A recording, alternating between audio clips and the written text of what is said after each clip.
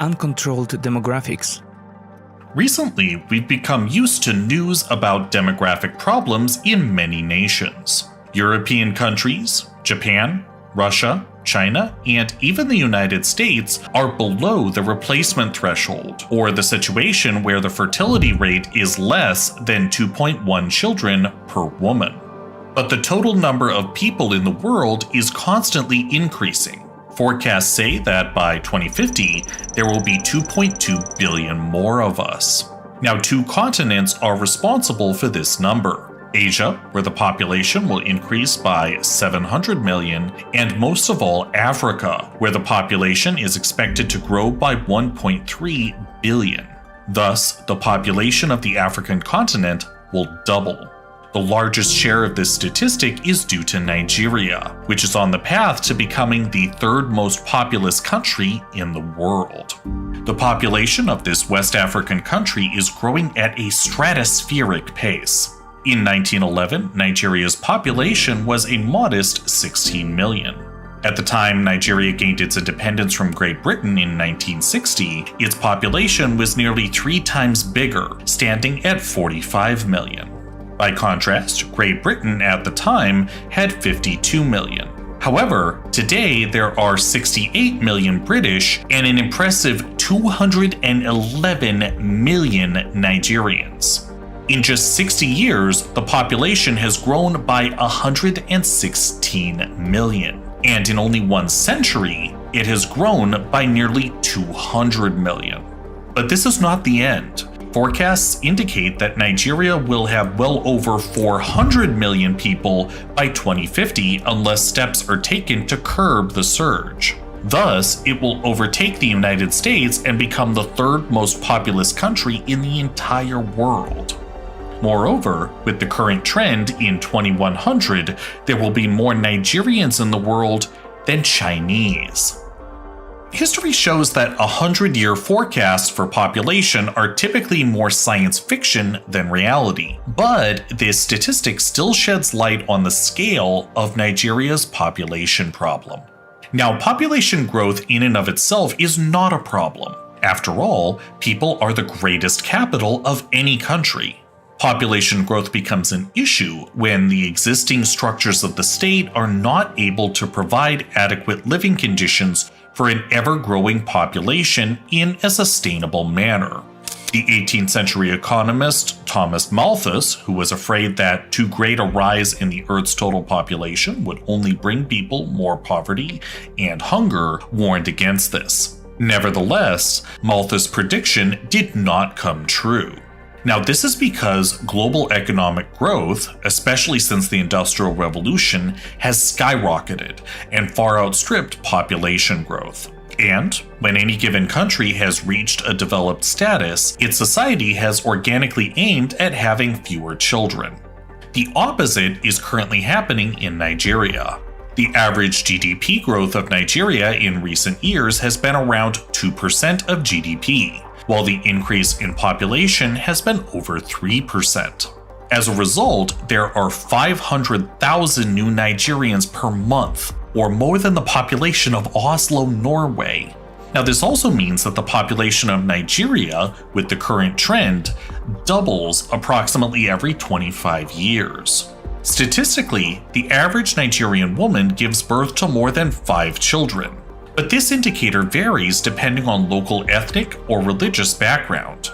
In Lagos State in the southwest, for example, where the vast majority are Christians, the birth rate is relatively low at 3.4 births per woman. While in the state of Katsina, in the Muslim-dominated north of the country, the birth rate is as high as 7.3 births per woman. Factors such as polygamy, the inferior status of women, early marriages, and the lack of adequate education contributes greatly to this situation. Abuja has been aware of the demographic problem for a long time. Already in 1988, the first directives were introduced to reduce both the fertility rate and the number of early marriages, and thus stop the rampant growth of the population. However, this program failed. In 2005, another program was launched, But its effectiveness can be measured by the fact that in the 10 years between 2005 and 2015, the Nigerian population has increased by another 50 million, or nearly as much as the entire population of South Korea. Now, this clearly shows the ineffectiveness of the solutions attempted thus far. The program summary report identified the following as the main causes: a lack of executive efficiency, insufficient resources, an environment characterized by pervasive cultural and religious practices, gender gradation of newborn children, and poverty. Gender norms such as male-child preference and belief systems that recognize the number of children in a family as the main status symbol still have a profound effect on Nigeria. The paternity of a large number of children is seen as a dimension of power and of a higher social status. Low literacy and education levels means that these beliefs and norms remain commonplace and largely unchallenged. Suffice it to say that, according to the World Bank's 2019 statistics, 50% of working Nigerians have only a basic education, 30% have never attended school, and, shockingly, only half of all Nigerians can even read and write. In fact, only 20% of the Nigerian population is considered sufficiently educated. In a word, Nigeria lacks an educated, productive population. In addition, families in extremely difficult living conditions often choose to have many children when their survival is uncertain. Despite the dubious quality of medical care in Nigeria in relation to most countries in the world, civilizational progress causes mortality to decline. This puts Nigeria into a demographic trap. In a situation where the survival rate of children is improving, but the birth rate is still high, resulting in a period of booming population growth. Pandora's box. Nigeria is experiencing overpopulation. However, this is not a situation of a lack of space to live, but rather it's a situation in which the human population grows to a level that exceeds the possibilities of sustainable settlement. Resources such as water, shelter, food, education, transport, and healthcare are becoming insufficient to meet the needs of the growing population. It is no longer India that is the country with the most people living in extreme poverty, i.e. living on less than $1.90 per day. UN estimates show that over 90 million Nigerians live in such conditions. Now, this is over 15 million more than in India. Consequently, there is a problem with food. Nigeria's Vice President, Yemi Osinbajo, calls this problem existential. Nigeria is a country with a large area. Many of us fall for the illusion that affects the states closest to the equator, and for which the Flemish cartographer Gerardus Mercator and his cartographic projection are responsible. Now, this common type of mapping causes the countries close to the 0-degree parallel to be unnaturally shrunk on a map, and those in the far north and south to be excessively enlarged. Nigeria is actually nearly 1 million square kilometers in size, which is larger than countries such as Pakistan and Turkey. And compared to Germany, it's 2.5 times larger. Therefore, it's not a lack of land that is the Nigerians' problem, but rather the quality of their land. Desertification affects approximately 60% of the country's total area, which is influenced by climate change and the Sahara expanding south. Uncontrolled overpopulation leads to erosion and depletion of natural resources, where, apart from overexploitation of constantly decreasing areas of arable land, resources such as fresh water, fossil fuels, and the flora and fauna of the country are also eroded. The social sphere is degrading accordingly, and there is a massive problem with malnutrition, unemployment, environmental pollution, and bad medical care, the lack of which leads to the emergence of diseases and pandemics. All of this mainly affects children and adolescents. According to the United Nations, around 43% of Nigerians are under 15 years of age. Only 5% are over 60 years of age. By comparison, Japan is on the other end of the spectrum, having 38% of its population over the age of 60.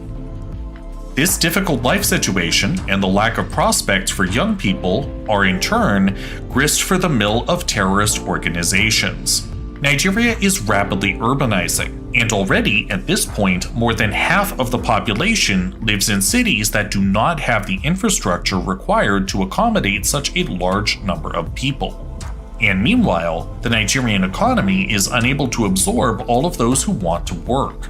As a result, young people, especially in the north of the country, end up in the streets, risking radicalization and becoming potential recruits for Islamic fundamentalist and terrorist groups such as Boko Haram. Many of these young people also choose to take the dangerous journey across the Mediterranean Sea, where they try to search for a better life in Europe. Therefore, the problem of uncontrolled population growth in not only Nigeria, but throughout all of Africa, must ultimately be addressed by the European Union and by the United States. Example in the Far East. A large number of young Nigerians is a huge potential for the country. But this potential can only be utilized if they are properly educated and provided with the appropriate medical care and career prospects. Before that, many questions must be answered by Nigerian policymakers. How to reduce fertility to less than 4 children per woman. How to implement effective family planning models in society. How to improve education, especially among girls, so that they get married later. And on a related note, how to improve the social equality of women so that they have the right prospects in the labor market. Now, all of these factors are part of one big problem, which must be resolved or else Nigeria will face a difficult future. Widespread poverty can trigger unprecedented socio-economic and political crises. One of the ideas that emerges in the Nigerian debate is following the Chinese example. That is, the statutory limitation of the number of children, e.g. to 3 per woman. However, China is not only a potential example of social policy, but above all a model of economic transformation. Thanks to its policy of openness to foreign investment and a focus on global exports, between 1990 and 2015, Beijing lifted 65% of its population from extreme poverty. A total of 746 million people, a situation unprecedented in world history. Meanwhile, according to the World Bank, Nigeria is currently one of the most closed economies in Africa. Huge oil and gas resources are not properly used for social welfare, and they make Nigeria a monocultural economy. Therefore, Abuja must invest heavily in human capital, as well as make itself attractive to the world as a reliable exporter and as a destination for foreign investment. Nigerians should be educated to create families for which they can provide an adequate livelihood. All of these goals are extremely ambitious, and if they are not met, Nigeria will inevitably fall into chaos.